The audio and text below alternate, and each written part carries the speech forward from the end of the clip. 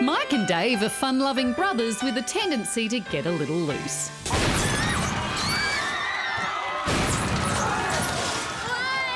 This is a bad idea. So when their sister ties the knot, Mum and Dad decide they need some respectable wedding dates to calm their boisterous ways. We don't want you showing up stag and riling each other up. We don't rile each other up. We never get riled up.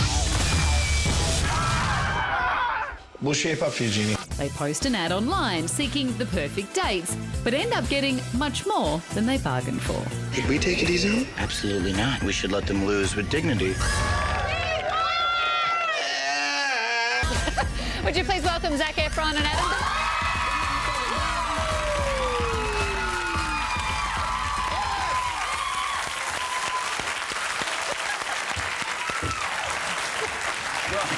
What's up? Welcome back to both of you to Australia. Now, we need some Prime Ministers. Or one Prime Minister. Okay. Will either of you take the job on? I've asked Damon, Crystal... And what are they saying? Nah. I'll do it. He's in! Ready and willing. That's what we were worried you'd come to Australia and found it as backwards as the guy who wrote the Margot Robbie article. So that's encouraging. I was very impressed by the tech here. I saw a moving sidewalk and my brain exploded. I was like, they didn't have this in the 50s. Congrats on the film. Thanks. Zac, can I begin with a congratulations to you on your Australian accent, which you do at the start of the film. Now, this is a hard thing to do. Almost no one in Hollywood can do this. No one can. And so let's have a listen and we'll pass. Look, mate, I don't know your niece. Okay. But if I did, I'd say she was a little clingy and she'd freak a lot of people out. Name's Rick. Just got in from Melbourne.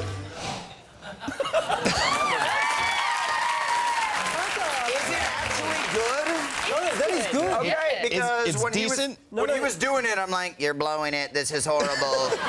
It's certainly better than Tarantino's and Inglourious Bastards. Yeah, So that's I'll true. give you that. That was awful. How did you do this? It's pretty funny. Actually, so I decided early on that I wanted to do this first scene with an accent. And so I just went to the director and said, can I do an Australian accent? And he said, yeah. So it got put into the script very early on. Right. And then all of a sudden, like the night before filming, I was reading the sides and it goes, in an Australian accent, he says the whole following, monologue.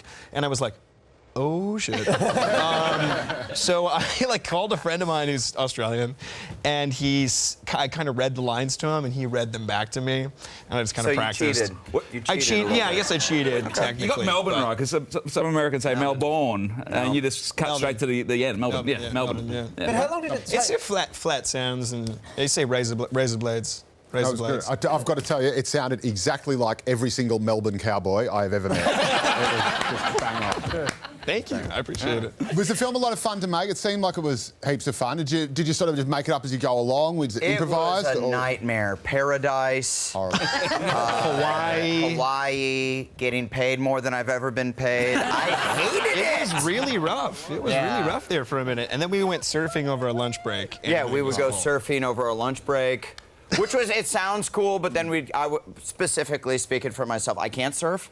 So I would come back just covered in like scars because you would fall out. There's like a coral reef, and I would just have coral reef sticking out of my neck. Adam snuck in a surf one time, and then we came into the hair and makeup trailer, and he was like, oh, dude, just went surfing. He was like all wet. He's like, and one of the hair and makeup ladies goes, is that blood on the floor? And he had like a little like coral like in his ankle, and he's like, yeah, it's fine, it's all good. Play it cool, don't tell the producers. That's hardcore, your first scar. That's bodacious. Yeah. It was pretty rad. He ran into a reef and then kept filming. That's badass. It's not the typical bro film, because Anna Kendrick and Aubrey Plaza are fantastic in the film and very funny. Who was like the filthiest on set? Like who took it too far? Well, I'm a pretty dirty dog. But I would say Aubrey's also, she a freak, a little bit. A little bit. I laughed when I heard that it was actually based on a true story. Like, so did you hang out with the real Mike and Dave? It's the Mandela of our time. That's what it is.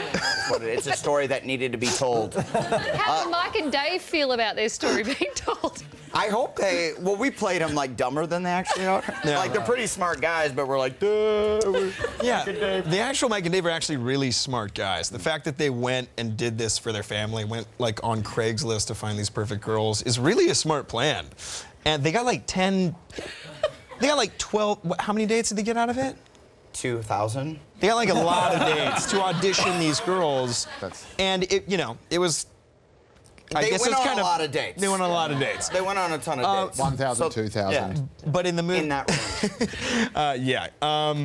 But what happened was in our movie, where it sort of takes a turn, is the girls that we find that are just absolutely perfect turn out to be total messes and way worse than Mike and Dave at ruining parties. Well, look, we have to go to a break, but Adam, I'm wondering if you could throw to a break in your best Melbourne cowboy accent. Oh, and my best. Yeah, can you do it? I will. Crikey! I'll see you bogans in a minute. Welcome back. We're still here with Zac Efron and Adam DeVine. I've no idea how you get anything done with that streaming going on. Now, Zac, you were in the upcoming Baywatch movie opposite The Rock. The photos we've seen are, they're right. He's pretty. hunky. He's a hunky beefcake.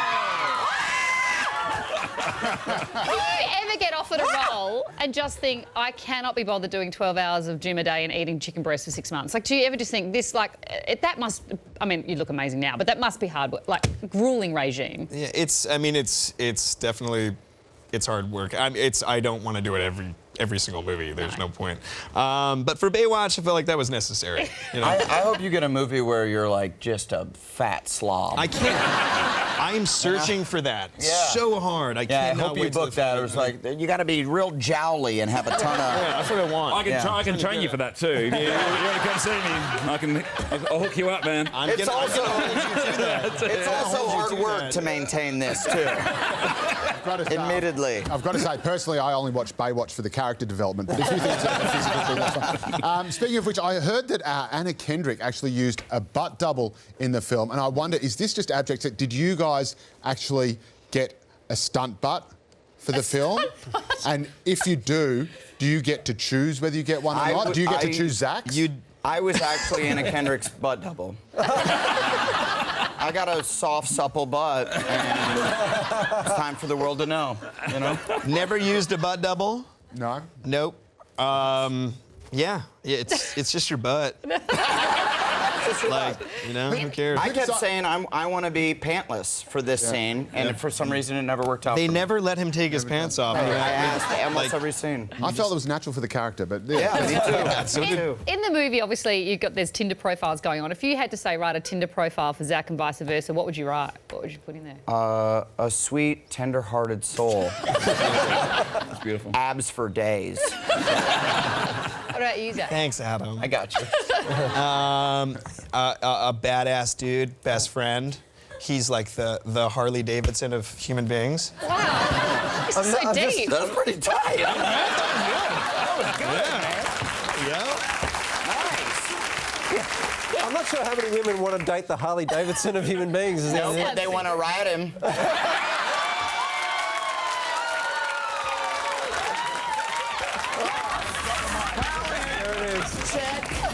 We can't top that. Mike and Dave Need Wedding Dates is in cinemas now. With the pleased to say Zac Efron.